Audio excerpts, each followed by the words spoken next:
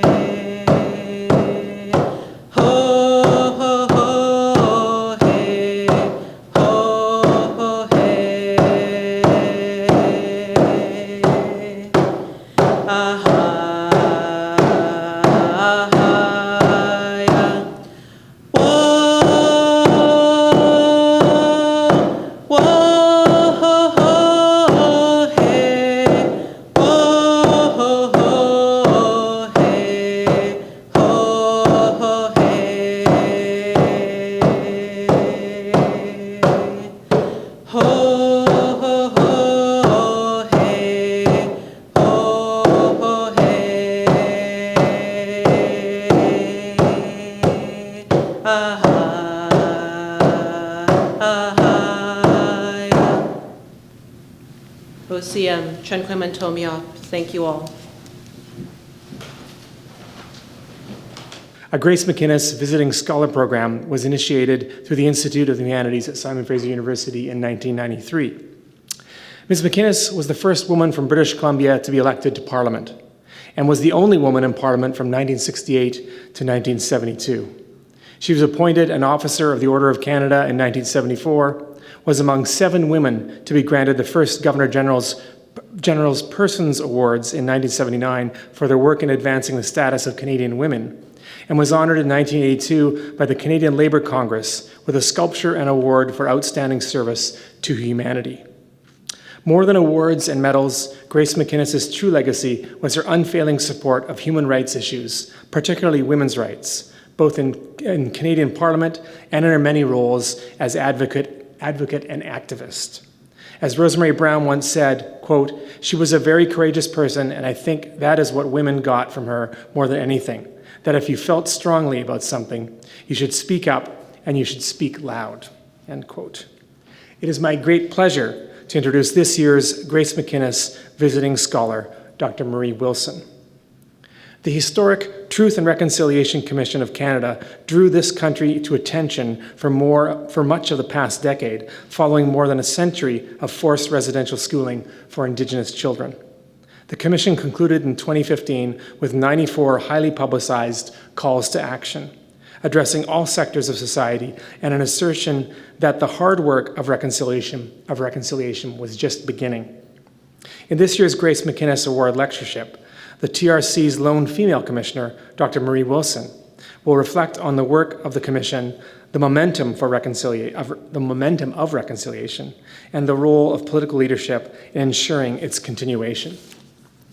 Marie Wilson, a commissioner of the historic Truth and Reconciliation Commission of Canada from 2009 to 2015, has been an award-winning journalist, trainer, federal and territorial executive manager, high school teacher in Africa, university lecturer, and consultant. Fluently bilingual in French and English, she has served as 2016 Professor of Practice at McGill University's Institute for the Study of International Development and a mentor for the Pierre Elliot Trudeau Foundation. Ms. Wilson currently sits on the board of directors of the Canadian Broadcasting Corporation, I've heard of that, and the Rideau Hall Foundation. As a prominent public speaker throughout Canada and internationally, she brings acknowledged expertise on the success and challenges of advancing reconciliation. Ms. Wilson holds honorary degrees from 6 Canadian universities, and in addition to several professional awards, is the recipient of the Order of the Northwest Territories, the Order of Canada, and the Meritorious Service Award. She and her husband, Stephen Kakfui, have 3 children and 4 grandchildren, her most valued achievements. Please welcome Dr. Marie Wilson.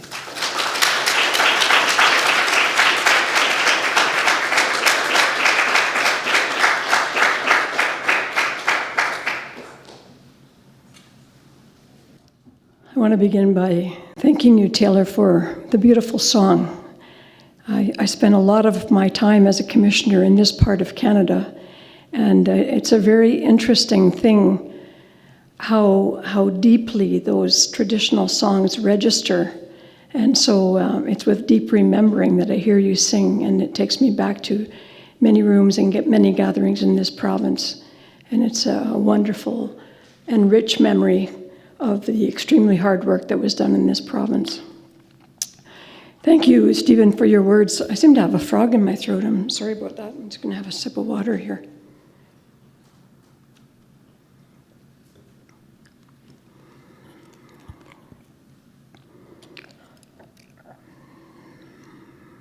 Of course, I landed on an ice cube.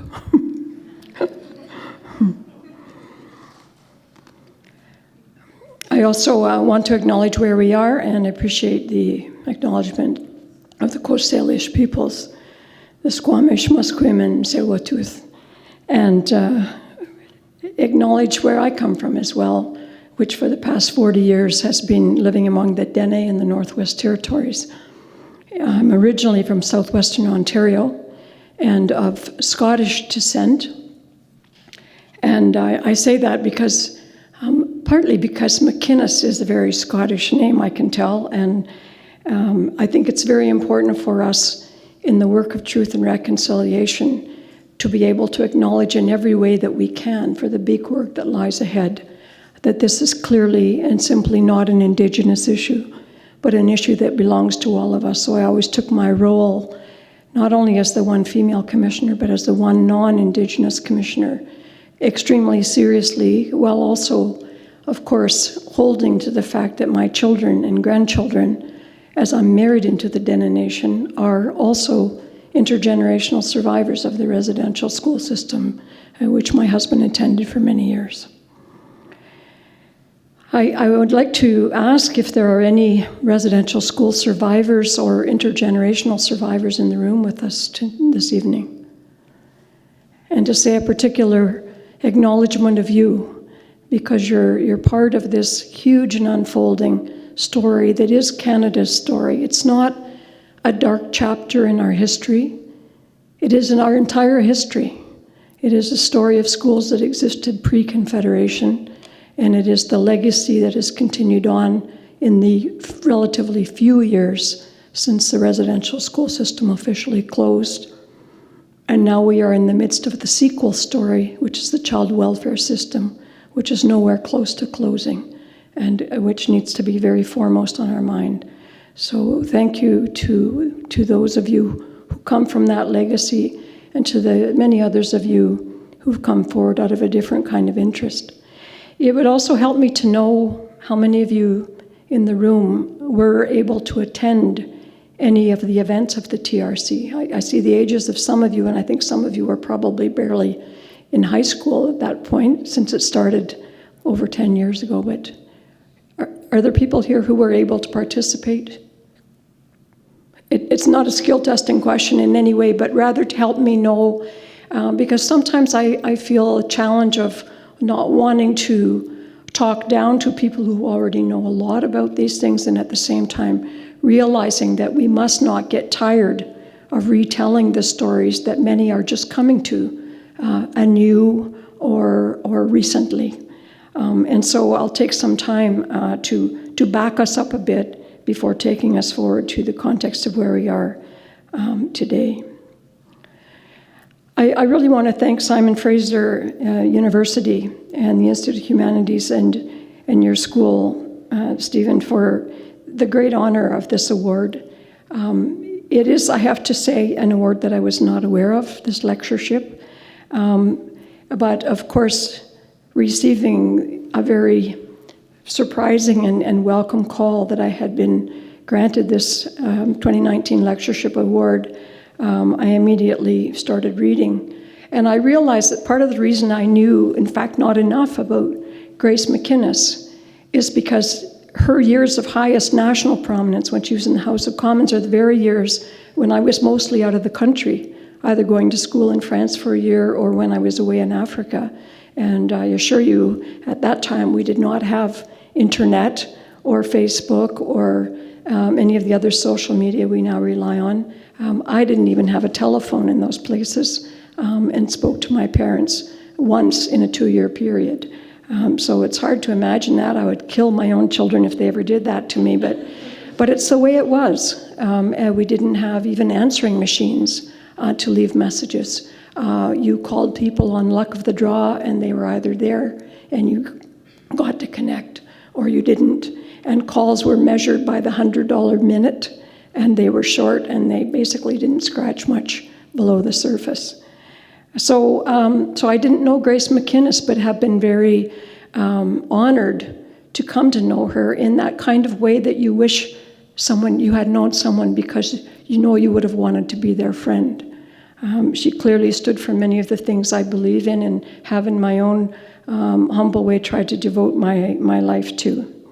And I also acknowledge the cohort that I'm joining, the growing list of women who've worked in the field of social justice, whether as elected leaders or as professional or artistic practitioners, from Joy Kogawa to Linda McQuaid, from politicians Lynn MacDonald to Libby Davies, whom you all know very well, and from human rights lawyers to senators. And so it is indeed a very honorable cohort, and I'm so appreciative to be named to it today. Thank you. In the spirit of a continuing story, I want to pick up on something that the last MacInnis recipient said in her closing remarks. And it was last year, and in speaking on the intertwined issues of immigration and populism, and the concerning rise of populism in its extremist forms, Senator Rad Noemi Navarre offered a voice of optimism. But she also ended her remarks with a plea and a challenge. And that's the point at which I want to pick up this story. Here's what she said. She said, "We must stop talking to people who think and talk like us. These are echo chambers," a phrase we've all come to know, "but they are comfortable and comforting, but they will not lead to finding some middle ground on those issues that divide us very deeply. We must find ways of talking to each other that is civil, that enables us to at least understand each other's point of view, if not reconcile our differences and fears. How do we do that? I propose," she said, "I propose that as the subject for the next Grace MacInnis lecture, and that is my final take on optimism," she said. So how do we do that? And let's turn to our own recent history then, the one that I've been directly involved in. Following more than a century of forced residential schooling for Indigenous children, Canada was legally ordered to establish a Truth and Reconciliation Commission. And I always stress that, because the farther we get away from the facts, the more desirous it is for everybody to try to claim that, and particularly for governments to try to claim credit for something that was perceived to have been a relatively good thing. Canada was legally ordered to establish the Truth and Reconciliation Commission as a result of a massive court action brought against them by residential school survivors, 80,000 at the time, and in the defendant company of 4 national churches who ran the residential schools on contract to the federal government. And so that TRC work was one of the terms of the settlement. And many have said it was at the heart of the settlement. So many survivors have told us it wasn't the money that was ever going to bring peace to their broken childhoods, that those were symbols, but they were not the heart of the matter. An opportunity to be heard and to be believed, to have their side of their childhood stories put on the record and safeguarded for future reference, so that never again could there be denial or could there be neglect of their stories. That was the real goal and the real heart and purpose of our work. And so our work continues to draw the attention of this country and the world. And I say that not in a pompous way, I say it in a state of jet lag, actually. I just got back from Australia, and next week I'm going to Copenhagen. And earlier this year, I was in the south of France, and I've been in every point I can think of pretty well in Canada, because people are continuing to try to chew on this, not for the sake of entertainment. You're here on, I presume, hungry bellies at the end of a long day. It's not to be entertained that you're here. It's out of some sense of being drawn to understand more deeply and more fully, what is this all about, and where do I fit in? That is really the repetitive question that I get, whether from individuals or from groups or from governments or from the group who send you their greetings, especially you who are survivors and intergenerational survivors, those children who are the stolen generations in Australia, and those children who grew up in the child welfare system there, and those children who are the forgotten Australians. All of those processes are unfolding in another country on the other side of the world with a history, in fact, so similar to our own. But what is very different and what is unique to here is this opportunity came about because the so-called victims of harm took action, took bold, courageous action, and made it happen. Made there be a Truth and Reconciliation Commission when the governments and churches, in fact, did not want there to be one. Well, so in the spirit of the Senator's challenge, I do believe that our TRC has lessons to offer about how to do that, as she said, how to talk to each other in ways that are civil and that enable us to begin to understand each other and to begin to reconcile not just our differences and fears, but also to address our ingrained national ignorance and our built-in inequalities.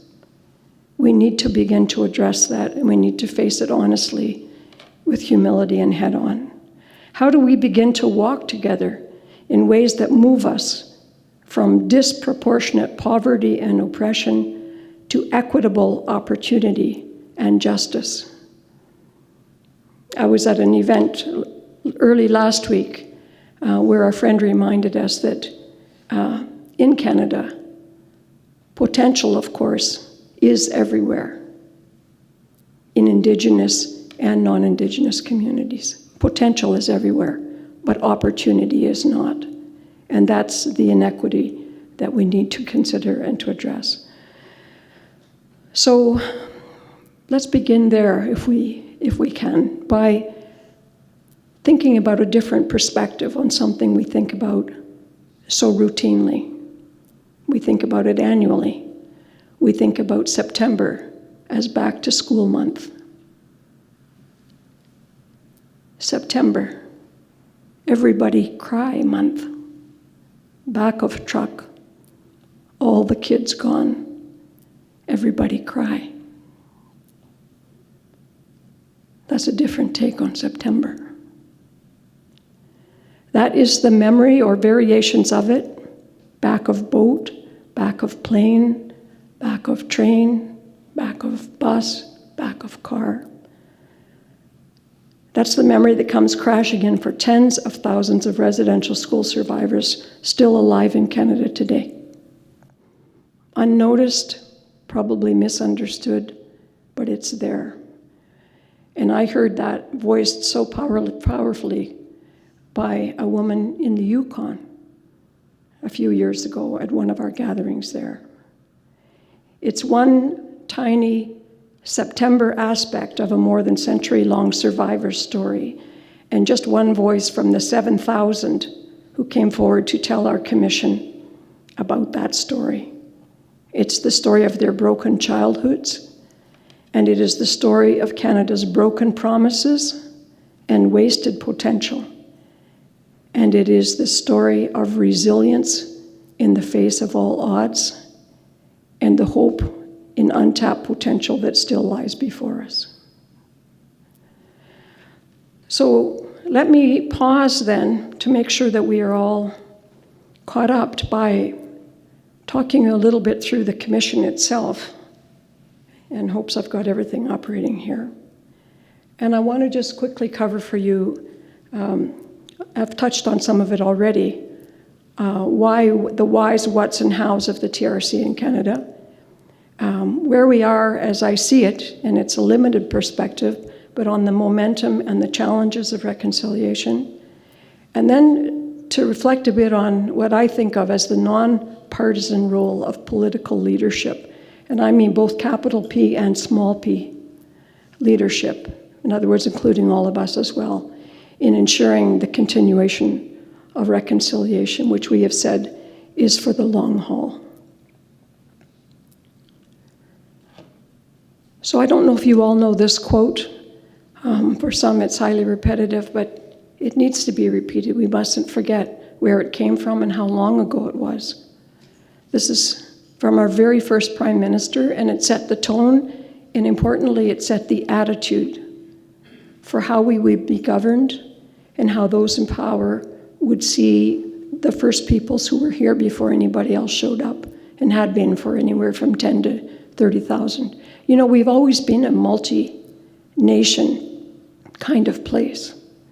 We've been a multicultural place long before anyone showed up from Europe or elsewhere, because there's such a diversity of Indigenous peoples on this continent and in the area that we now call Canada. But John A. Macdonald thought that Father knew best, and that if you educate people and simply teach them to read and write, they'll still be a savage. They'll just be a savage who can read and write. And this is the clincher. Indian children should be withdrawn as much as possible from the parental influence. And the only way to do that is to put them in a central training industrial school where they'll acquire the habits and modes of thought of white men. So clearly an intention of isolation, separation, indoctrination, and assimilation. And the way of doing it, the first part of the strategy, why are we doing it? We're doing it, it's actually at the bottom here, because Canada was still expanding as a dominion, and there were obstacles in the way, and they were human beings. And so how are we going to get rid of those obstacles? Well, we can't afford Indian wars as in the United States, so we'll do something that's less expensive, and we will gather up the kids, because parents won't fight. They won't rise up if we have their children in custody, so to speak. And also, as a cost-saving measure, we'll get the churches to run the schools, because they'll do it for cheap, because after all, aren't they doing it for love of God? And therefore, we don't have to pay them much, and they don't actually have to be that qualified, and many were not at all. So we're Christianizing as well as civilizing, and clearly the perception is it is an inferior race. The schools are made mandatory under the Indian Act, so it's all done legally, but by whose laws? Acting as if there were no laws in place already. And the laws that were there were tipped on their head, so to speak, including the right to vote, which was repealed and taken away from Indigenous people. There was a pass system, there were restrictions on where people could gather and with how many people. Very similar, for those of you who know that international history, to what we were also outraged about regarding apartheid. And the idea is if you do this long enough, you'll eventually make the whole problem go away, because there will be no transfer of traditional knowledge and culture, and there'll be no more Indians to have to worry about. Well, obviously that whole system blew up, and I'm not going to go into all the details. We'll hear more about it later, but it blew up in ways that led to the massive court case, which I've already referenced. And the terms of reference, hard fought and hard won by the survivors, that it was a make or break deal that there be a TRC, as we are told from those who were in the backroom negotiations. So I've simplified what is really a fairly lengthy 8-page mandate, and it really boils down to 3 broad areas, which is about researching, gathering, documenting, and safeguarding, kind of thing universities do all the time. Then educating Canada, like no small feat, right? Educate the country about something no one's bothered to tell them about for their entire lives as non-Indigenous people, about the profound impacts on multiple generations and the legacy. And then to guide and inspire a process of healing and reconciliation. The very important part of that third one is that in our mandate, it is the one place where, first of all, it does not say it is to be done within the term of the TRC. It says it is an ongoing individual and collective process. And it says it involves you and me and all of us. It involves the survivors and their families. It involves the governments and people who work for them, the churches and those who worked for them, and it involves the people of Canada. So we didn't get the flyer in the mail, but we're all signed up for the long haul for ongoing individual and collective processes aimed at healing and reconciliation between Indigenous and non-Indigenous peoples. So the 3 commissioners you see here were named. Justice Sinclair, you may now know as Senator Sinclair, and Chief Littlechild, who was one of the architects of the UN Declaration, has done a lot of international work, is also a multi-time Athletic Hall of Famer, and myself. So I want to talk now about the how, to go back to Senator Navarre's challenge.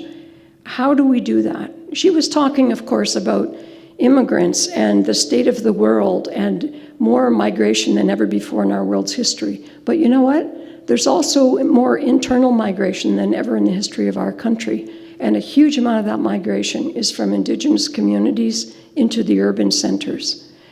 Because the situation and the conditions in which our country has left many of those smaller communities allow so few prospects for employment and opportunity that many are migrating to the urban centers in the same way that immigrants from other countries think they're going to find an answer in Canada. But there's a huge difference because we don't have a national policy or strategy in place for how we welcome and integrate people coming from distances, sometimes as far away as other countries within our own country. And often, as you well know in this city, which is double cursed, blessed and cursed by its weather, you inherit more than your fair share per capita because people who end up homeless have to try not to freeze to death, which is one of the things that happens where I live.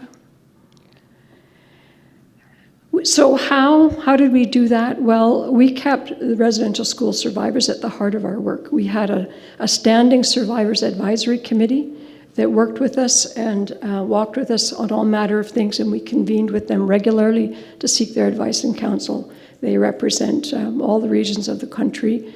I don't know if you know here, the red-scarfed woman is Terry Brown, who's from northern BC. Barney Williams, who is in the front left of center in the white shirt, is from Vancouver Island, from the Nuu-chah-nulth peoples. Terry Brown is carrier. And so that's a how of it, is to not talk about people or to talk about what might be good for them, but to engage with people and say, what do you think would work? What do you need? What would help? And to seek their firsthand expertise and advice. We tried to frame our work based on values and not on action to-do lists. We built our national events around themes that stem from the sacred teachings, the grandfather teachings, teachings that are very, in fact, familiar to most of the world's faith traditions, but they're very specifically named in many of the Indigenous traditions in Canada, not all, but many. And you can see them listed here. And I remember clearly when we came to Vancouver for our national event here, the powerful gathering and the powerful dialogue we had around the theme of honesty, being honest with each other, within families, being honest with ourselves as individuals, harms we may have caused, being honest within our community and people or families who have been pitted against each other, being honest between and across religions and faith traditions that had been pitted against each other, where Anglicans were made to fight the Catholics and so on in some of the schools, and being challenged to be honest with ourselves, most particularly between Indigenous and non-Indigenous Canadians, and the way that we have shared or distributed fairly or not so fairly the wealth of this country, resources, opportunity, and so on.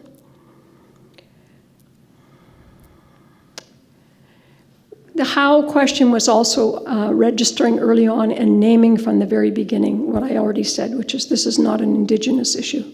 This is a Canadian issue. And how do we wake up the rest of the country? So one of the ways was we tried to make ourselves and our activities as visible as we could.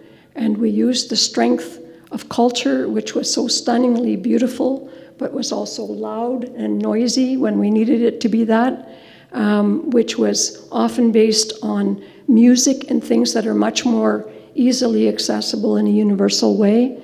And we made all of our events big and open and free, and tried as best we could to get the media on side to help us let the public know it was their gathering and that all were welcome to speak. Just everyone needed to equally register. So this is one of the grand entries. I think it was about 6 blocks long in downtown Saskatoon before we ever got to the meeting site. This one some of you may recognize from here. Outside of Vancouver, there were an estimated 10,000 people gathered around that day. And beyond the traditional ceremony, we the commissioners, traveled in those canoes from, I think we were 6 or 7 kilometers away when we canoed in the last distance. And we went through the traditional ceremony of having to back in our canoe. Those of you who are from here, correct me if I'm misspeaking in any way, but we backed in our canoe and we had our paddles in the air as a sign, a symbol that we were not intending any aggression, that we came for peaceful purposes, and we had to stand and announce our purposes and our good intentions from the canoe before we were allowed and invited to come ashore.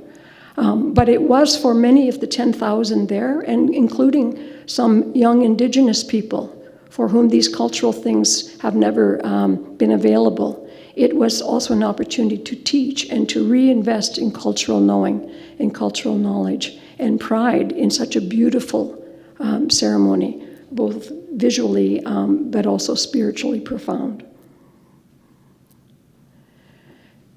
How, as well, we engaged in public celebrations. And when I say we engaged, we didn't just say, hey, this is happening, please come out. We aggressively went after people and found a role for them, not to just come and be there. So it's not totally obvious, but all those little kids are on stage because we're about to have a birthday party. And we are about to sing happy birthday in as many languages as we can muster in that context. I believe this one may in fact be from the BC gathering, I'm not sure. But it's because we heard over and over again from survivors that they had spent their entire childhoods and had never once had their birthday celebrated. Many of them no longer had their own names. Many of them had numbers. And they had never in an individualized way been made to feel special or honored. And so we went to the very churches who had been so complicit in that taking away and said, we need you to make cakes, birthday cakes, cupcakes, thousands of them. And they did. Everywhere we went, because church members, we soon learned, also knew nothing about this history, had no idea what their churches were up to as corporations, knew only what the faith part of it was on Sunday mornings or whatever day their worship was. And so it came as a hard learning for them. And many were very keen and continue to be very keen to do whatever they could to try to contribute in small or big ways to try to set things right. So this was an extremely emotional, it became kind of a signature finale to our national events. And, to use the old phrase, barely a dry eye in the place, including at the very last event when I was asked to lead off Happy Birthday, and I swear to God I couldn't remember how the tune went. I was so emotional. And anyway, it was a way of humanizing it. People could relate to childhood, to birthdays, to parties, to celebration, to anticipation, and to realize, either through their own children or for their own lives, what if I didn't have that? Or, more tragically, why did I not have that? Why was I not worthy of that? And why was my family not there to offer that to me? So one of the things that we learned as well about the how is that there was absolutely nothing we did or could ever do that was more powerful than allowing for the survivors to speak and be heard firsthand. And so we tried to make our events as accommodating as possible, because some survivors could not speak publicly, did not want to for a whole variety of reasons I won't go into. And some were just too darn nervous. But also some people wanted more time than we could allow publicly. But we did do public hearings, and they were amazing. So I just want, especially for the survivors, to tell you this is a short video compilation. It's powerful, but it's also very beautiful. And it takes us on a journey. The front end is challenging, but there is an incredibly uplifting shift as the video goes along. And so I encourage you to hear this as a way of getting beneath the surface of all of this.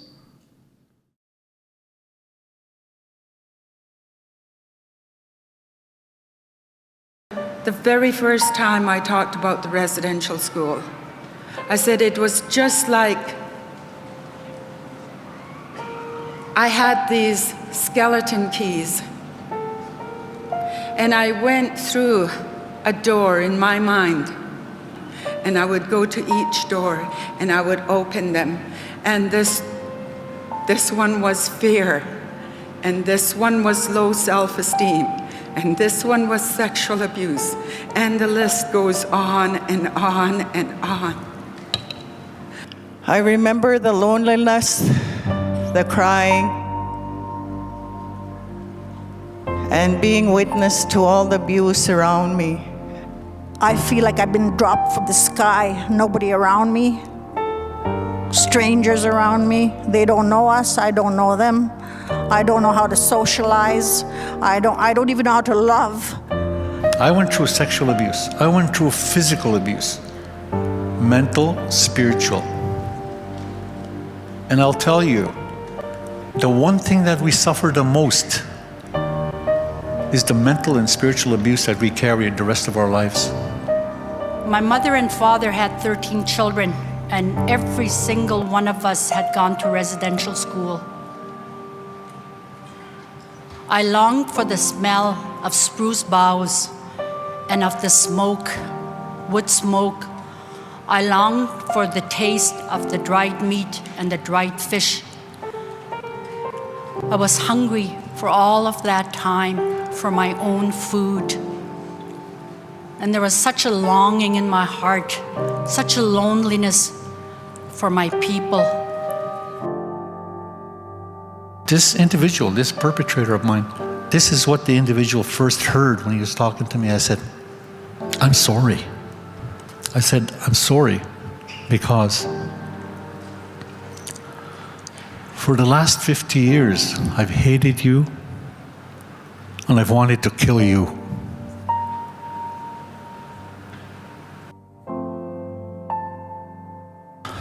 That came from me. But that wasn't me speaking. That was that 7, 8, 9-year-old boy getting out whatever was still bothering him after 60, 65 years. My youngest brother, his name Michael Antoine, he's 12 years old. And my mom and I were together and we got a call. He's in the hospital. He was in residential school. I wasn't by that. I walked into the hospital and he was black and blue. I was never so shocked in all of my life. And then a few days later, we got a call. We're still in the city, my mother and I, and we got a call at night and they said he passed.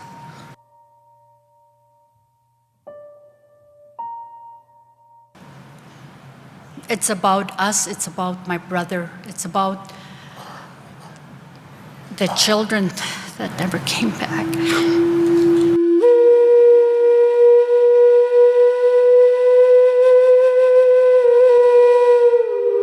By forgiving the church, by forgiving the abusers, and not carrying all of that garbage with us wherever we go, we invest in our own healing. People ask me, what do you expect to achieve? The answer is freedom. I am free.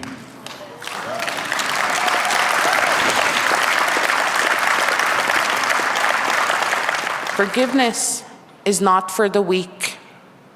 When you forgive, you grow, you heal, but most of all, you free your heart and you free yourself of anger, grief, blame, shame, guilt. Because anger is a spiritual sickness. But when you forgive, you actually live. I'm proud to say that I opened those doors and I forgave.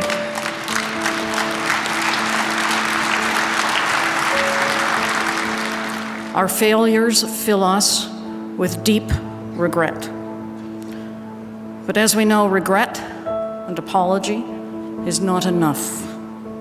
The test of that regret and that apology, we know, will be our actions in the days ahead. We are in the midst of a long and painful journey as we reflect on the cries that we did not or would not hear, and how we have behaved as a church. We travel this difficult road of repentance, reconciliation, and healing. We commit ourselves to work towards ensuring that we will never again use our power as a church to hurt others with attitudes of racial and spiritual superiority. The Commission Chair, the eloquent Mr. Justice Sinclair, borrows a phrase that was used by the leaders of the American Civil Rights Movement. That phrase is, keep your eye on the prize. That sets a challenge for all of us, Indigenous and non-Indigenous, commissioners and citizens. The Truth and Reconciliation Commission will help define the prize. We as Canadians, as citizens, have to mobilize the eyes and help the larger Canadian population both see and act. Reconciliation in this context means coming together as a whole, with one purpose being to hear and to heal, and then a critical common purpose, which is to move forward together. And if we fail to do that, if we fail to go beyond apology and regret, if we admit the truth and ignore the reconciliation, that would be to repeat the profound offenses of the residential schools themselves. I believe that Canada, as a broad and generous country, could find the will to repair the damage of that past and build new partnerships if enough of our citizens know and if their eyes are turned to the prize.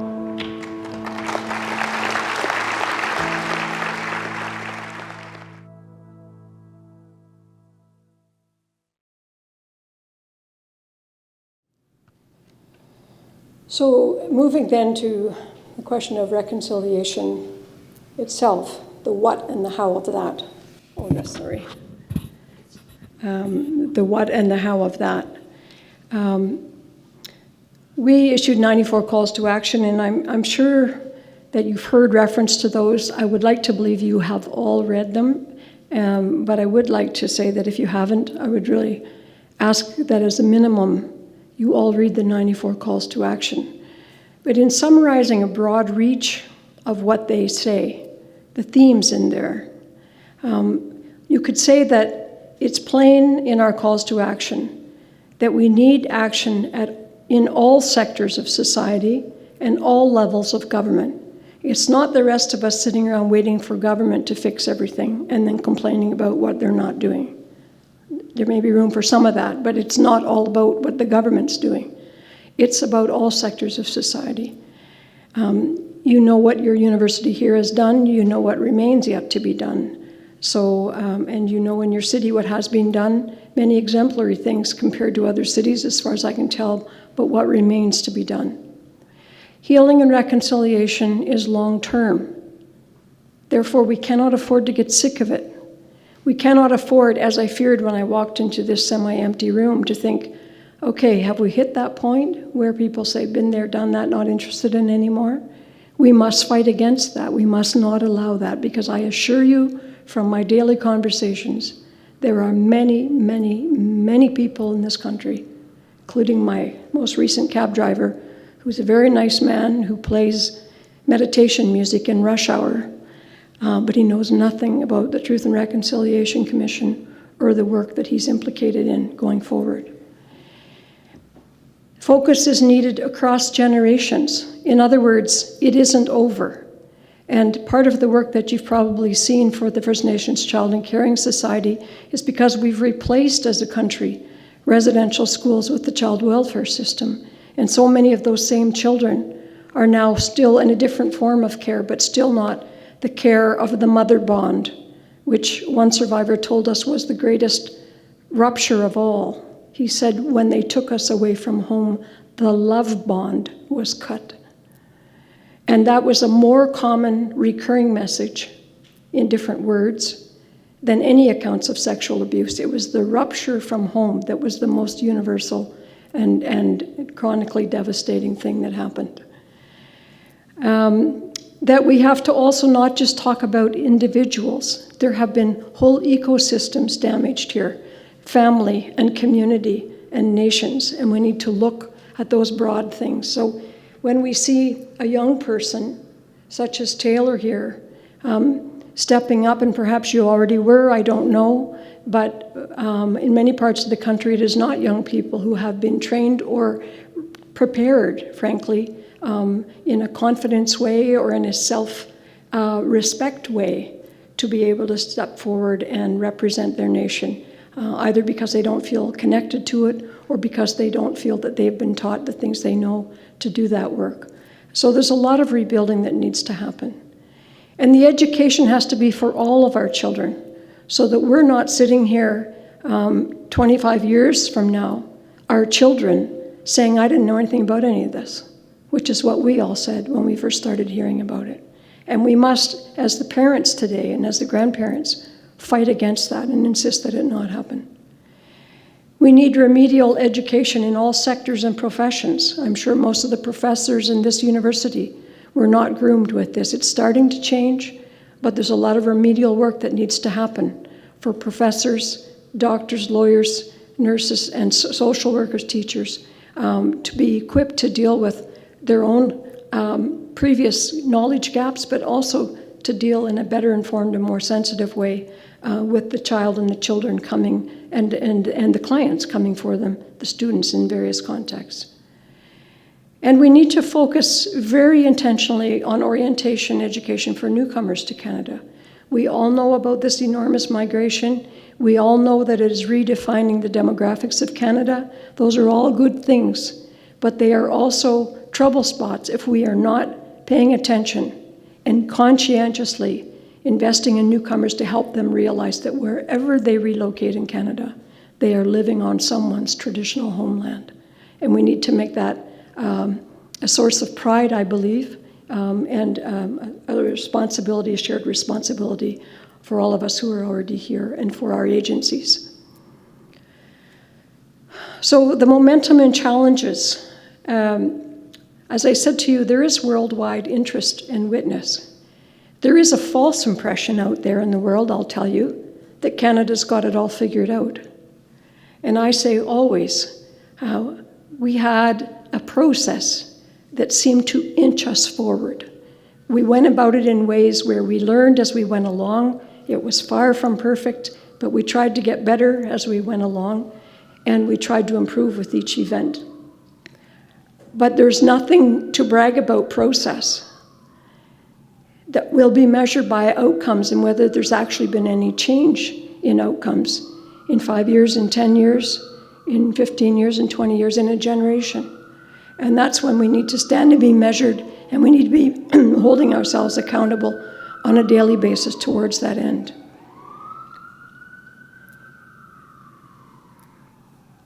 I mentioned before what Simon Fraser University has done here, and in preparing for the lecture, I had a chance to look at the calls to action that have been put forward by your own Aboriginal Reconciliation Council. And very thoughtful document and report, and I want to say a word about it at the end. But that's a thing, but there too, they're calls to action. They're not calls to gathering dust, and that's what we have to make sure of, that we don't allow these things to happen. The philanthropic foundations are trying to do more. I met with many of them 8 years ago. Not a single one of them put a single penny into philanthropic giving that had anything to do with Indigenous people. And now there are a number of them who have an annual allocation that is specifically for either Indigenous-focused initiatives or reconciliation-anchored projects. So that's movement, as I say, in the spirit of inching forward. NGOs, faith communities, individuals, I'm sure you all know of some examples, and if you don't, we can talk in the conversation after about some more examples of good things happening. One of the things that I was just reviewing recently is the beautiful Atlas of Indigenous Peoples of Canada that was done jointly with the Canadian Geographic Society and the National Centre for Truth and Reconciliation and the Assembly of First Nations in Inuit Tapiri Kanatami. That's a beautiful document that will have lasting value, I hope, in re-educating our country. And there has been significant educational reform. I've talked before, perhaps some of you know our jurisdiction, mine, the Northwest Territories, with its very colonial name, northwest of Ottawa is what that means. And but on the other hand, it has an Indigenous population and has many fascinating things about it, including a consensus-style government that is not political party-based. And it was the first jurisdiction in the country to develop co-created new curriculum about residential schools and treaties and so on, and the first jurisdiction in the country to make that mandatory learning for all children, mandatory for high school graduation. And it's a full course of study with credit. It's not a special interest course or an after-school course or any of that sort of thing. And we've seen variations of that in many jurisdictions. I know there's been some great work done in various parts of BC under certain school boards. I'm not aware that it's universal throughout or mandatory throughout. And that's the challenge, is when we can't make it mandatory and we can't make it legislatively binding. Because we've seen in Ontario now great progress that was made on curriculum review, and we've seen what can happen when there's rescinding of those initiatives, when they are left to be political and not societal, when they are left to be the decision of politicians and not the reflected will of the people, then they are fragile. These are fragile gains, and they call on us to be and remain vigilant. The UN Declaration on the Rights of Indigenous Peoples, we said in issuing our 94 calls to action, we said they have a bedrock, those calls to action, of 10 principles of reconciliation. We can talk about them if you want later if you haven't seen them. But the first of those is that the UN Declaration should be the foundational principle for reconciliation. Well, among the number of things that did not survive the timeline, the timing out of the clock at the end of this parliamentary life cycle, was the passing of legislation to recognize in law the UN Declaration on the Rights of Indigenous People. Nor did the Indigenous Languages Act survive, nor did the Child Welfare Changes survive, nor did the National Day for Truth and Reconciliation. All of these things that required legislative changes. And the other thing, very importantly, that did not happen, and in some ways I feel the most important of all, not only did it not survive the running out of the clock, it didn't even make it to the table for discussion. And that is legislation to establish a National Council for Reconciliation. That's call to action number 53 for those of you who are familiar. And 53 to 6 are those bundle of calls that are all about ongoing vigilance, paying attention to ourselves, seeing whether we actually mean it when we say we're going to implement all the calls to action. Have we done so as a country? And whether we are actually getting any better because we're actually monitoring the consequences. Are we improving maternal health? Are we reducing youth suicide? Is the incarceration rate for Indigenous women finally plateauing and reducing, or is it continuing to rise? What are all those markers that help us know whether that equity variance between Indigenous and non-Indigenous Canadians is whether that's being addressed or not? And are we, on the other hand, also creating opportunities for ourselves to celebrate those things that are happening and that are amazing and that are inspirational and are working well? That National Council had all those elements to its purpose, and it is nowhere. And it is the death of so many inquiries and commissions that they go to a shelf and they sit there because there's no mandated authority to make it otherwise. And that's why we tried to have that instrument established. So that's a huge one. I went on a bit about it because I want you to understand it. Because I'm coming to a point here. My point is, you have work to do. And so that's what I'm talking about when I say reconciliation is a non-partisan affair. We said in our report, and people always say, what's the definition of reconciliation? There is no one definition, but there is a general spirit to it. And this is how we tried to capture it in our report. It's about establishing and maintaining mutually respectful relationships, and we say between Indigenous and non-Indigenous peoples. And for that to happen, that doesn't just happen by wishing it so. There has to be awareness of the past. That's why I repeat some of this stuff that some of you already know and that others are still learning. There has to be acknowledgement of the harm that's been inflicted. There has to be atonement for the causes. Like, if you're really sorry, put your money where your mouth is and change things. Don't just say, we're going to wring our hands and then hope we all feel better. There has to be action to change behavior, and I would say to change attitudes also. And very importantly, and that's why I've highlighted it, there has to be sustained political will at all levels of government, and there has to be concerted material resources. And why? I mean, I sometimes use the comparison post-war, you know, when the Marshall Plan was put in because it was acknowledged that Germany had been completely razed and was starting from below zero, and it wasn't even ground zero. And we've done the same and worse in Indigenous communities. It's not just dabbling in a few programs here and there that we're going to address the chronic and lack of pretty well everything that you can name in the communities. And we may call them isolated, and we may say, why do people live there? But we might also ask ourselves, what claim actually do we have to the sovereignty of this whole country, were it not for the citizens who live in all its many parts, including its far-flung regions? And how do we get to call them citizens if we don't provide any of the basic services that we provide other citizens? So that's the sustain. Well, where does sustained political will come from? We're in a funny thing where I'm just hesitating to ask myself, do I want to? I think I will just pause there. I want us to back up in a kind of spirit of flashback. I'm aware of the time here, but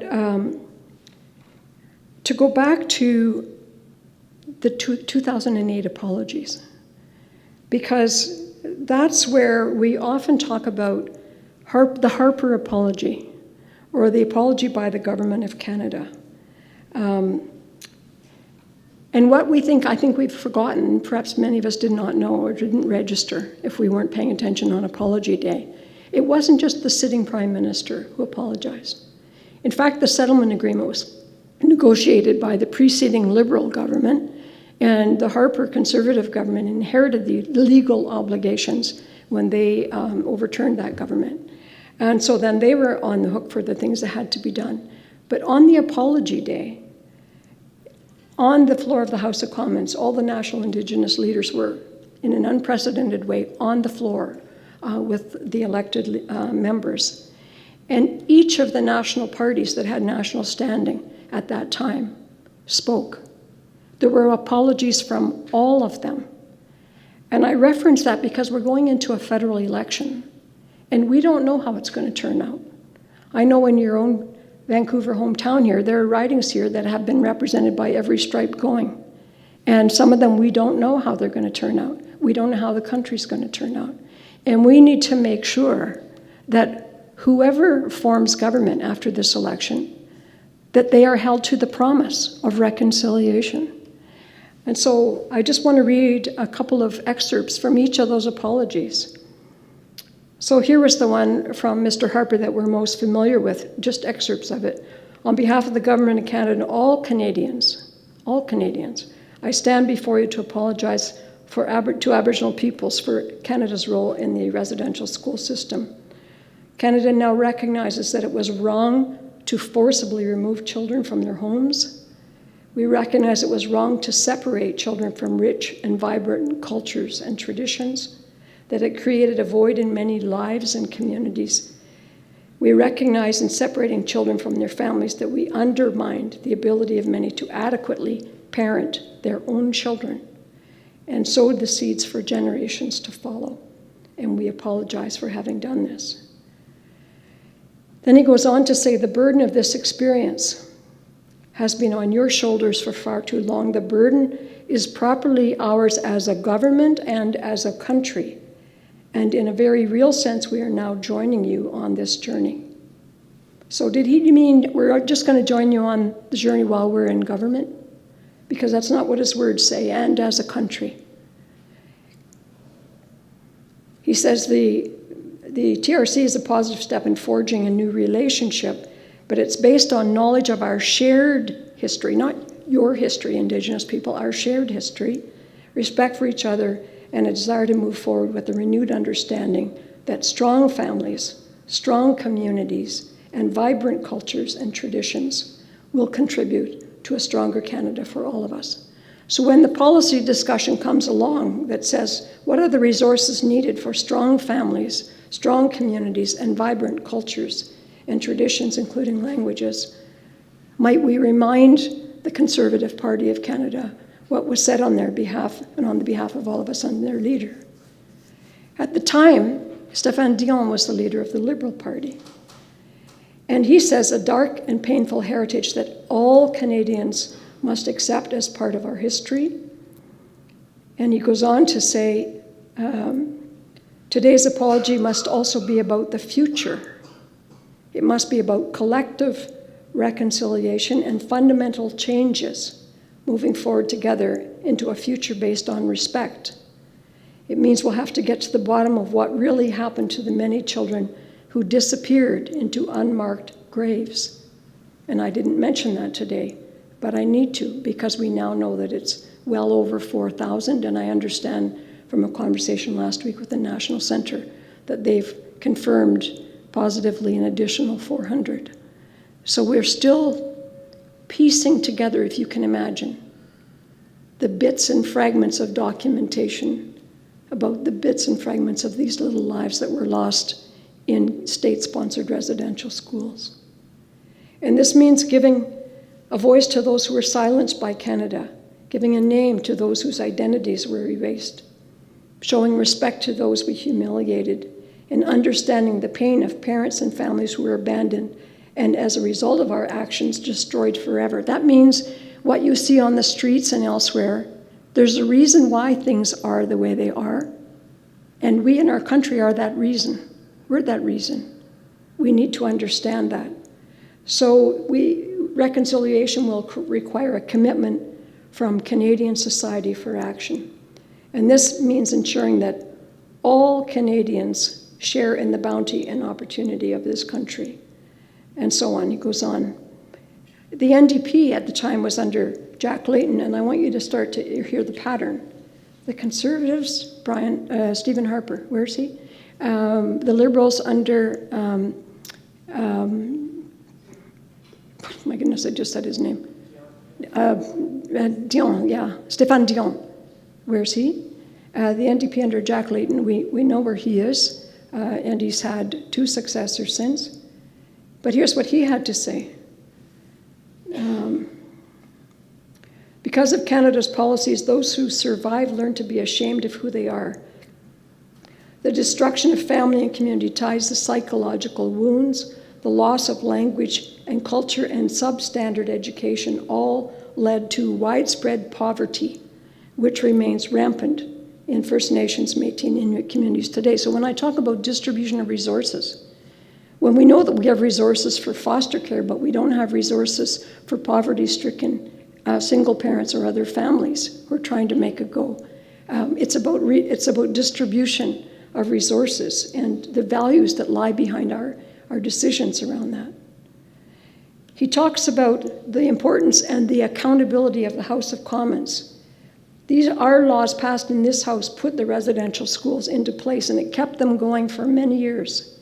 And so it is in this House that we must start the process of reconciliation, and this apology must be not an end, but a beginning. We must take action to address the terrible inequality faced by Indigenous communities. We must act together to resolve this. We must make a serious collective commitment. All these words that for me are synonyms to non-partisan. They're synonyms to non-partisan. All of us together, First Nations, Métis, and Inuit, Canadians who have been here for generations, and new Canadians as well, must build a future based on fairness, equality, and respect. And then even Gilles Duceppe, because at the time you may or may not remember, the Bloc Québécois had enough standing from its Quebec representation to be acknowledged as a national party. And he says the government's not spending enough to help Aboriginal children reach their full potential. And I don't know if you saw the news earlier this week, but there was a ruling, in fact, a levy of a huge, basically a charge against Canada by the Human Rights Tribunal for the inequitable funding that was spent on Indigenous children in care. And basically that's after Canada ignoring their findings for the past 4 years and finally deciding, okay, well, they're not going to listen to us saying, here's what you should do. So if money's what's going to speak, let it speak.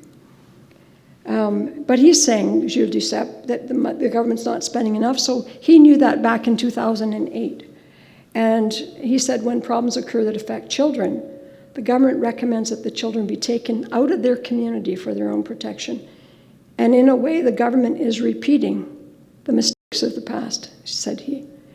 And so he said, I extend a sincere apology.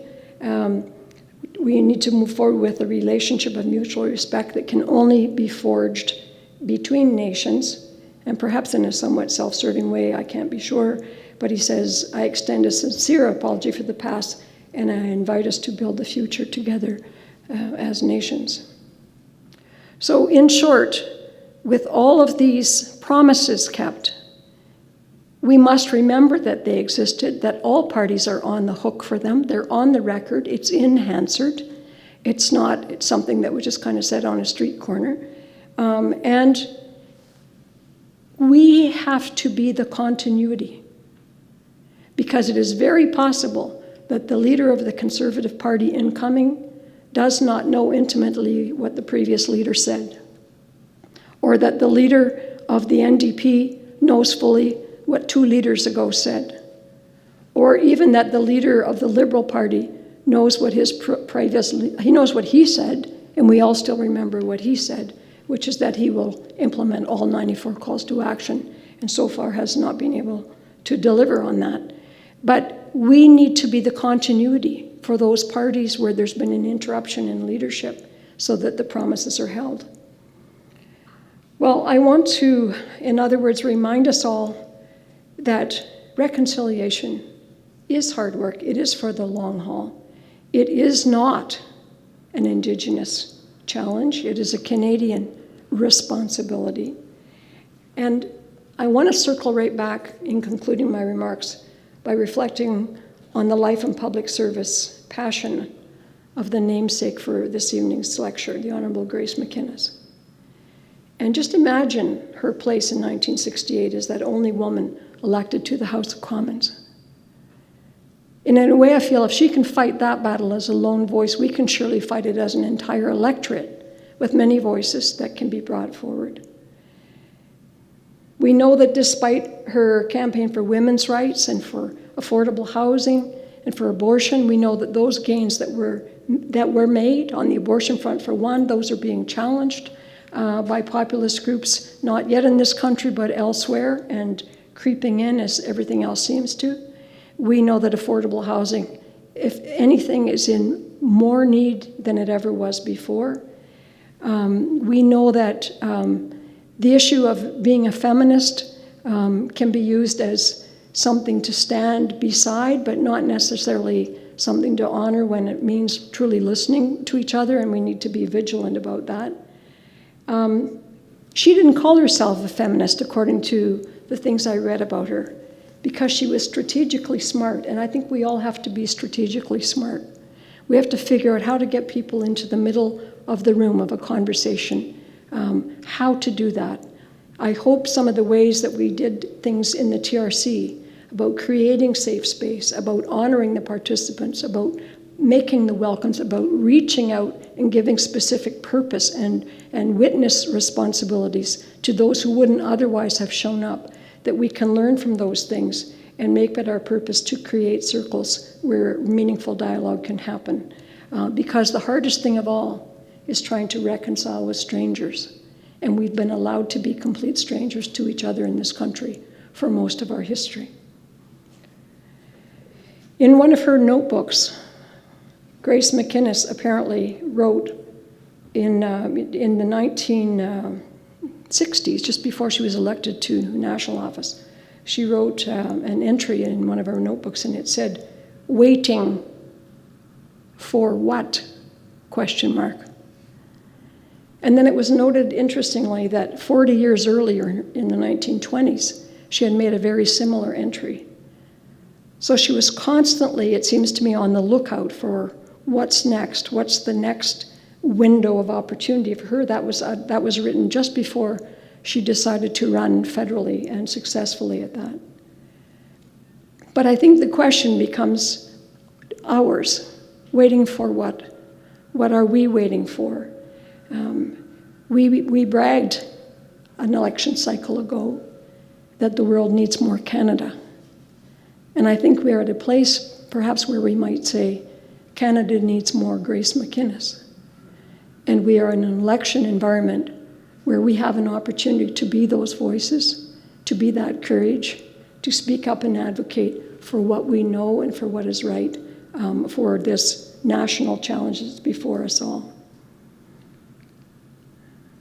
I final word, and I promise you, but I referenced your Aboriginal Reconciliation Council and the work that it has done, its 33 calls to action. It says, at the very end, in the final words of it, it says, "We have the capacity for creating a preferred future, one in which all students flourish. Our central call to action is simply this: have we the will?" And I would say we might transcribe that exact quote and say, we have the capacity for creating a preferred future, one in which all Canadians and all the peoples of Canada, including those who do not, first and foremost, label themselves as Canadians, the Indigenous peoples of Canada, one in which all the peoples of Canada can flourish. And our central underlying call to action is simply this: have we the will? So be noisy electioneers, ask questions, expect your candidates not just to tell you what they think, what they stand for and what they're going to do. I believe in servant leaders, and I believe we are the boss of them and not the other way around. And I believe we must tell those seeking election what we expect of them, what we need from them, and what their leaders signed them up for in 2008 with those glowing apologies that they all got so much credit for. So thank you very, very much. I look forward to your questions.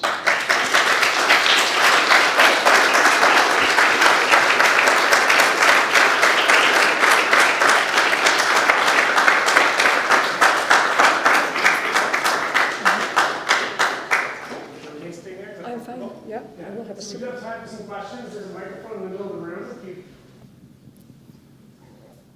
I'm Michelle Pierre from the Merritt area. Today, I want to share with you a bit of my story that I told when I filled out my 60 Scoop form. First of all, I'll give you a little rundown on some of the people that I stayed with. My first placement was with a teacher that taught in our reserve. She's a really nice lady, you know, and so when I stayed with her, I wasn't allowed to associate with my family or my friends. And she was an Irish lady, very, very ladylike, followed those kind of protocols. I couldn't say that she was mean, but it was really hard not to associate with my mother, who just lived across the street, and my uncles and all that on the reserve.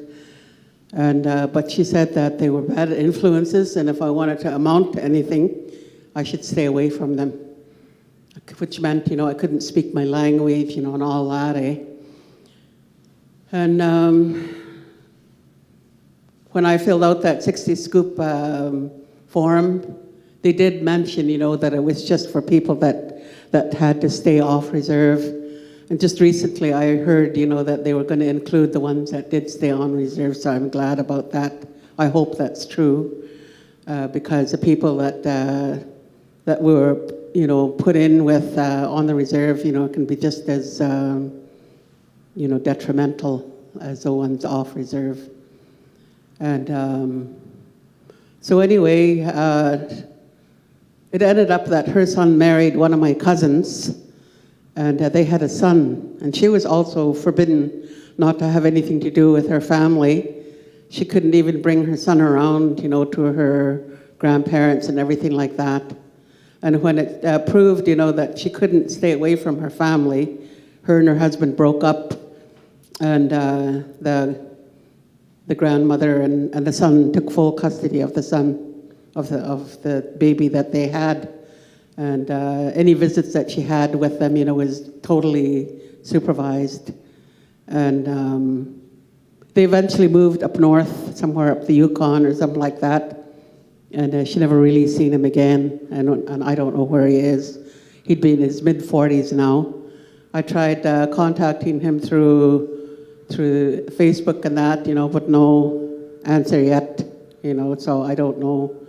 I don't know this, what I would call my grandson, because when we're cousins, we call our children grandson or daughter. And but I'm still praying, that we do contact each other, because we are family. And that's one of the things, that all these systems took away from us, is our family unity. And so I went on to several other, I don't know, maybe about 18 homes from that point on, and experienced a lot of things like racism, people treating me like a maid or a free babysitter. One lady got really pissed off, because she didn't think that Indian Affairs gave her enough money. She was a real shopaholic, And I don't think I went through a day, without her chastising me, for not getting enough money and that I ate too much and all this, and I hardly ever ate, because I think I was actually anorexic then, 90 pounds, and I thought I was fat. And with her harping on how much I ate, I hardly ate there. And stress was so bad there, that I tried to keep my mouth shut, but one time I answered her back, not in a mean way, but just answered her back. And she took that as, being cheeky. And she kicked me out in the middle of the night. I was 16 years old at the time. Lucky there was a reserve nearby, so I went and stayed over there. And then one other really bad thing that happened to me in one of the foster homes was I got thrown down a flight of stairs, really, really steep. And it's a wonder, I didn't, break my neck or get killed or whatever, But I said that I was going to report her to Indian Affairs, but she got the whole house together and she had them lie for her and say that she didn't push me, that I had just fallen. And so anyway, it was pretty rough, pretty rough. In the end, like I was always considered a promising student, had straight A's throughout school, and I just liked learning. And besides, when I first went to school, I was considered dumb because I didn't know how to speak English. I had this complex, about being considered dumb, so I always tried to prove to everyone that I wasn't dumb, so I always made sure I got straight A's. But being put through all this hardship and everything like that, and like the last home I had when I was in Surrey, I wasn't even allowed to do any schoolwork there, and because I had to clean the house and look after the kids and all this. I used to stay up till 3 o'clock in the morning doing my work, because I was trying to get into university the next year. And so I'd stay up till about 3 and wake up around to catch a bus at 7:30. And I was getting really tired of all the foster systems that I was involved in by this time, and I started to wonder if maybe these people are right. I've been told that over and over and over again. I'm dumb. I don't deserve anything. So what the heck am I busting my, my ass for, trying to get these A's. So by the time I got to university, I was just like, I just didn't care anymore. And so that's when I started self-sabotaging. I had straight A's in university, but didn't get my degree because I quit a semester before I was able to get a degree. And that was my pattern from that point on. Everything I took, I always quit just before I got something. And I quit jobs. I just spent my whole life self-sabotaging. Then I started getting into treatment, and I started to,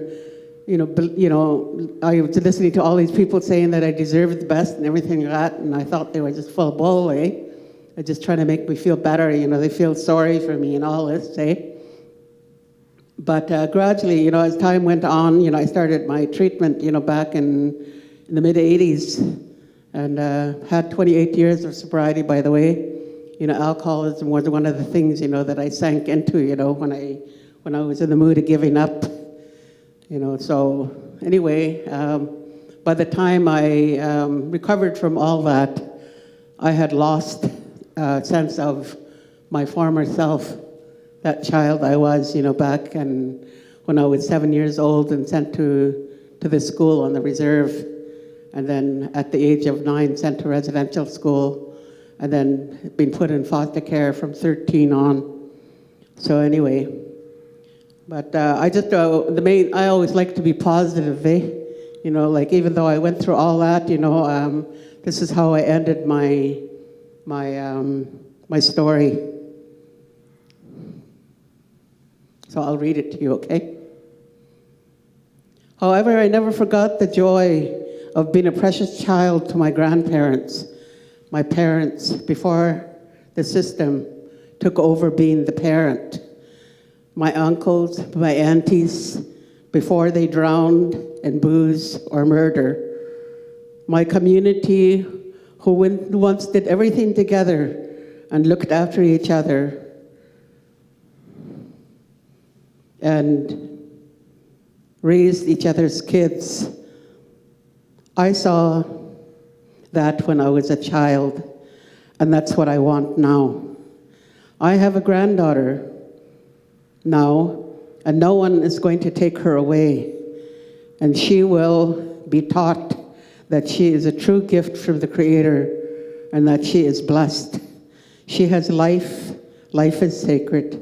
She is sacred. And in order for her to believe me when I tell her that, she needs me to show her. So we want to take back our life now. We will decide how to live and what is good for us. We want to rebuild our relations with each other, our families, our communities, our nations, and creation. That is what she will learn. Thank you for giving me the space to speak my truth. Blessings to you all. Homas.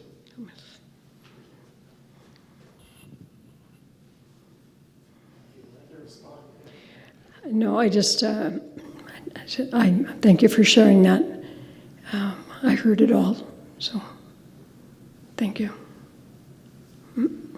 It's maybe a perfect example in some ways, or a way of going in the direction of the first question that was on my mind. And I'm just going to go look at my notebook, but I'll try and remember what you said early on, which was simply that we have to keep hearing these stories. They have to keep being told. We have to keep hearing them. And right away, I'm part think, how? I mean, you've listened to thousands of of personal items of personal testimony, stories. How do you do it? How do you go on hearing them again and again? And how do we go on creating that space and being able to hear them?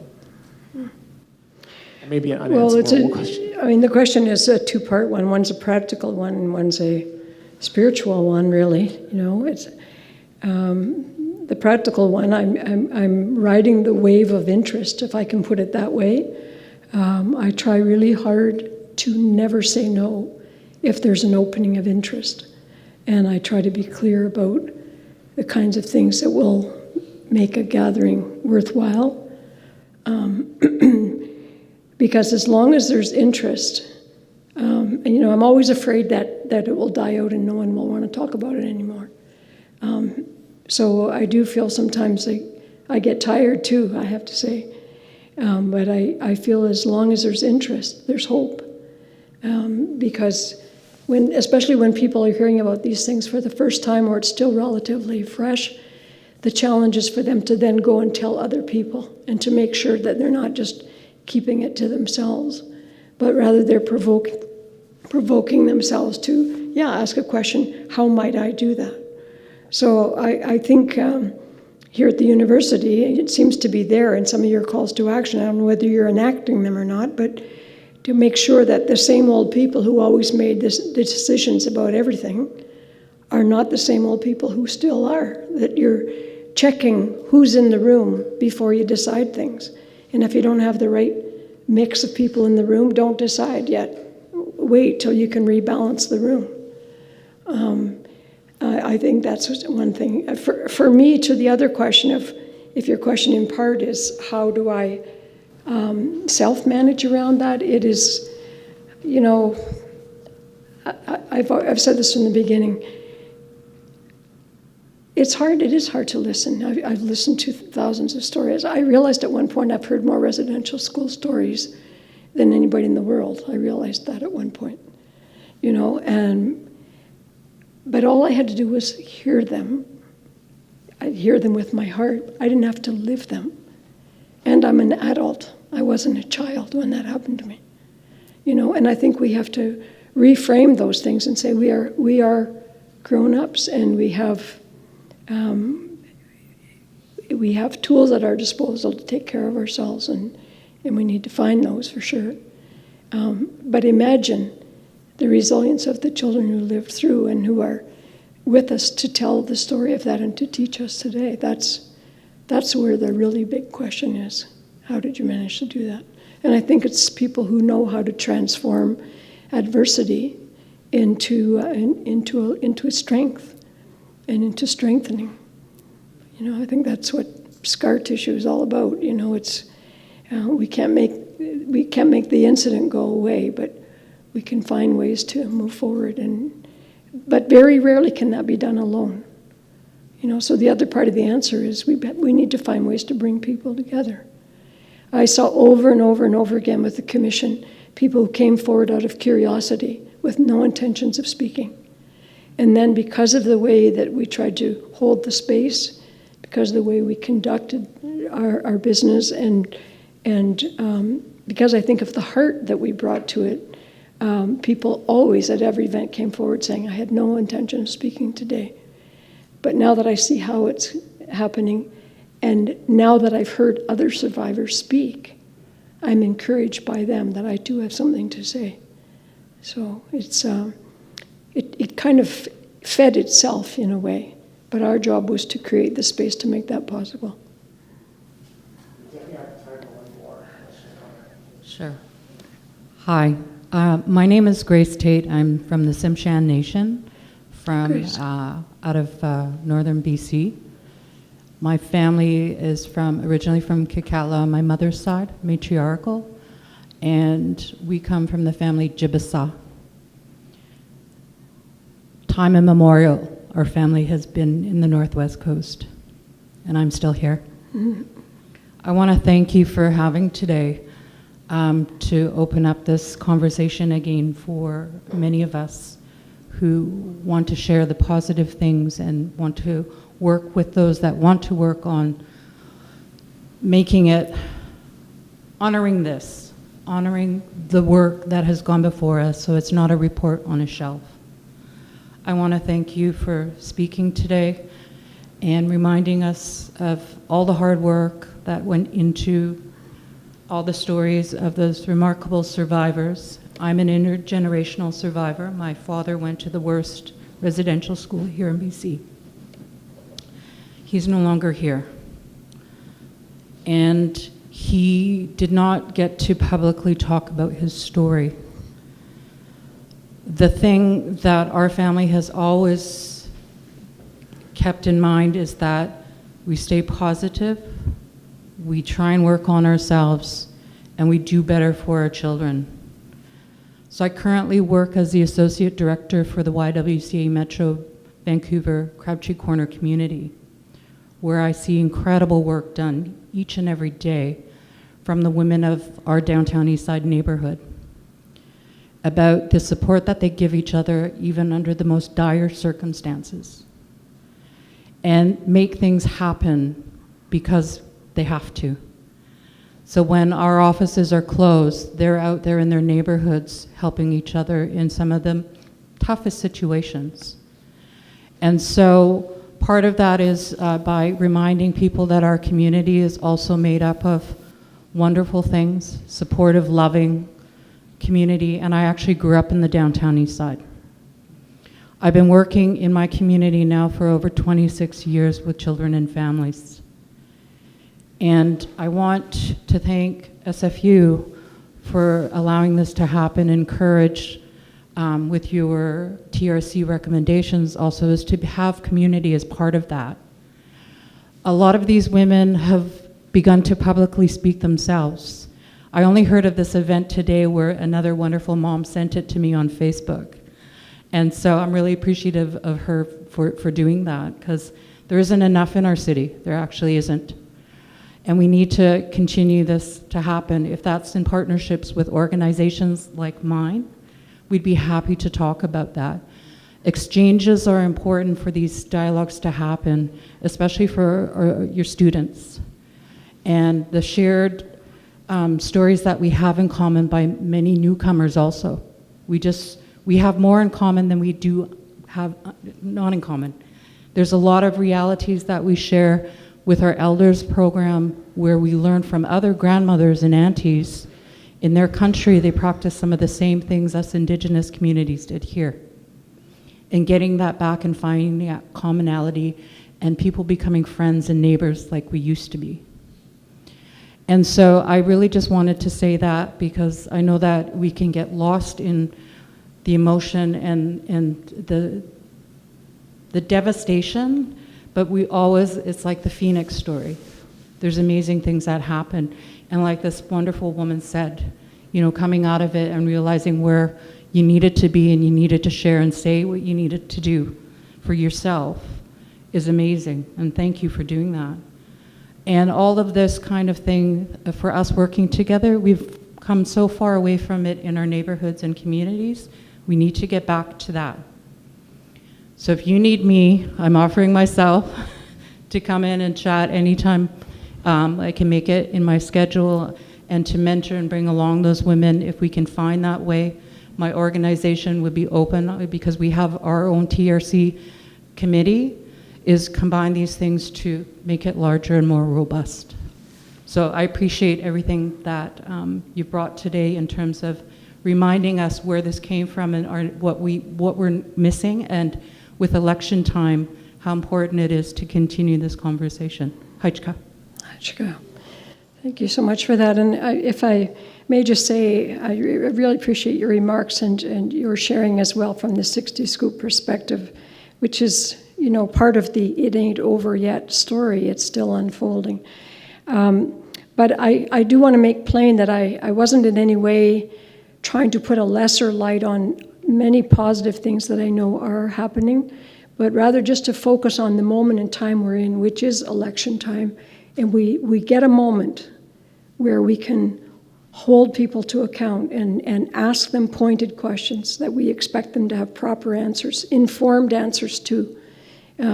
Because we've had a country where Non-Indigenous candidates in particular have felt there has been no responsibility on them to know the slightest thing about any of this, because it's an Indigenous problem or an Indigenous issue, we say. And we need to stop that, and we need to say, no, it belongs to all of us, and therefore it belongs to you. And if you're seeking to represent people, you need to represent all the people in the country. So that's why I focus on that. But I thank you for your offer. I heard it. I know you heard it. I would also say that in this particular city, I didn't have time to go into it today, but we had a very intentional strategy as part of the outreach I talked about. We called it honorary witnesses, TRC honorary witnesses, where we reached out to prominent Canadians who might not otherwise have become engaged in this or realized that they were allowed to. Sometimes people think they're not allowed to be somewhere. They don't know, are we invited or are we not? There's a lot of intimidation around that, and there's also a lot of fear. When you screw up something so badly in the past, you're afraid to do anything in case you make a mess of it again. So there is a lot of that. And I think it does put onus on Indigenous people, if the willingness is there, to say, be present and come and learn. And so I really appreciate your offer. Here in Vancouver City, among the honorary witnesses that we had, and some of them are right in the city and some of them not far away, were your former mayor, Gregor Robertson. Those people were not it was not a one-day honorary witness job. They committed to learn about the commission and to work towards ongoing reconciliation. So he might have some spare time on his hands. What is he doing towards ongoing reconciliation would be the question I would want to ask him. Similarly, Robbie Weissman, who's been very involved in the Jewish community here. He was a child survivor of Buchenwald. He's done a lot of work in the communities. You may know him or know of him. But what he has said very powerfully is when I hear residential school survivors telling their stories, they are telling my stories. Because I too was a child in circumstances over which I had no control, and things happened to me. So there's an ally. There are other, David Wong from the Chinese Canadian community, the professor and cartoonist. There are other people here that you could bring together who already have some grounding in all of this, who have pledged ongoing reconciliation, who may have projects underway or who may want you to partner in things. So I guess we can talk further about other names that are not too far away. Stephen and Gwendolyn Point, both of them were both inducted as well, and so I just would also offer that. Could I just say, because I know you want to wrap, is there not one non-Indigenous person who has a question or a comment or something they would like to say? Please.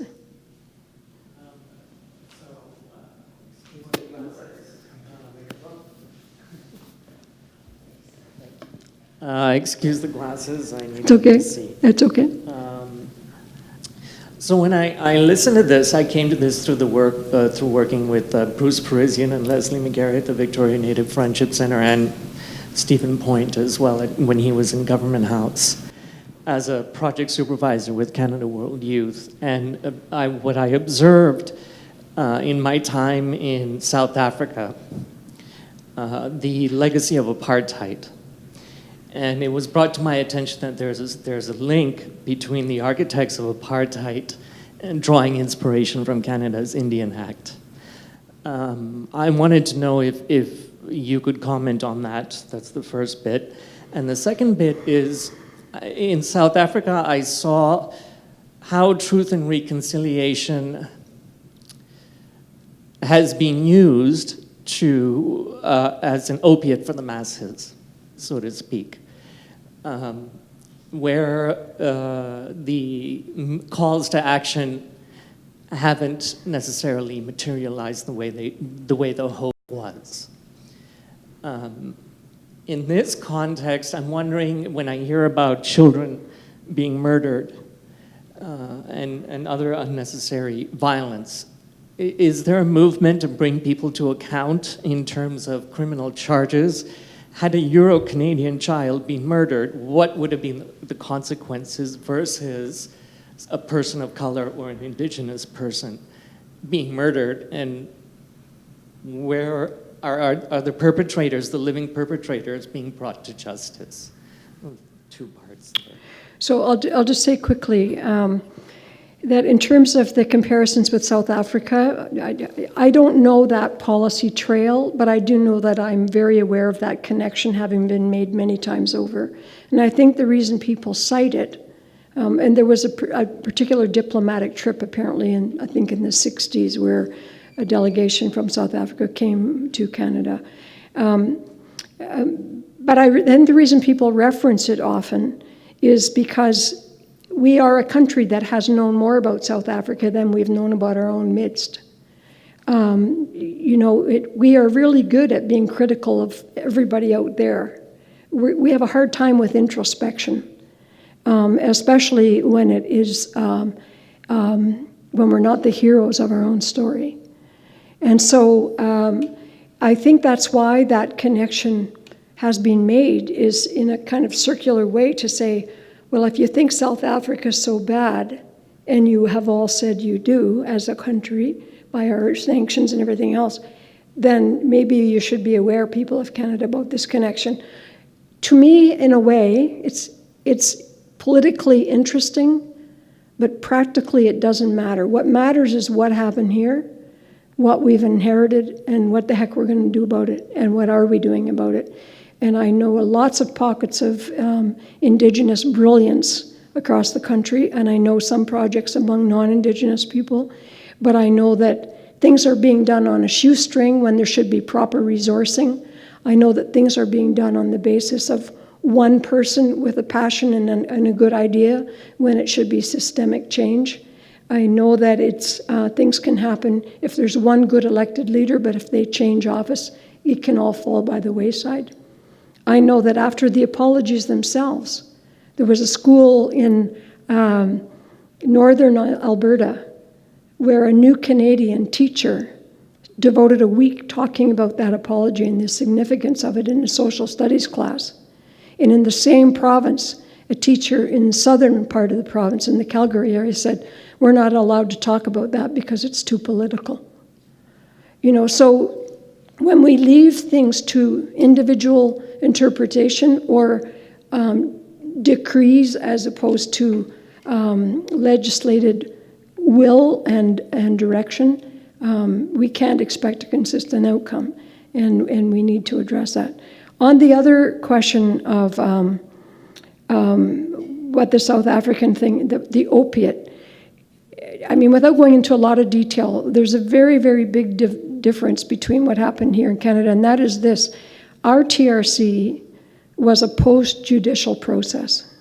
We were a term and condition of something that had already gone before the courts. The South African TRC was a judicial process in lieu of the courts.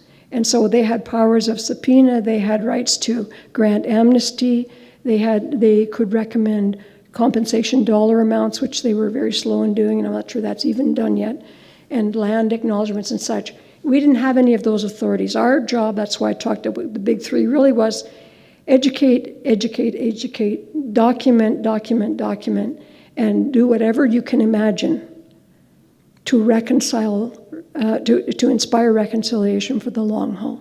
And that's partly what we're doing here. We're sitting here all together with our thinking caps on, saying, what else can we do? What else can we do? What else can we try? And really my blessing to you is don't quit thinking about it. Like, there isn't a right answer. There are many, and just try things. If they don't work, because some of them won't, try again.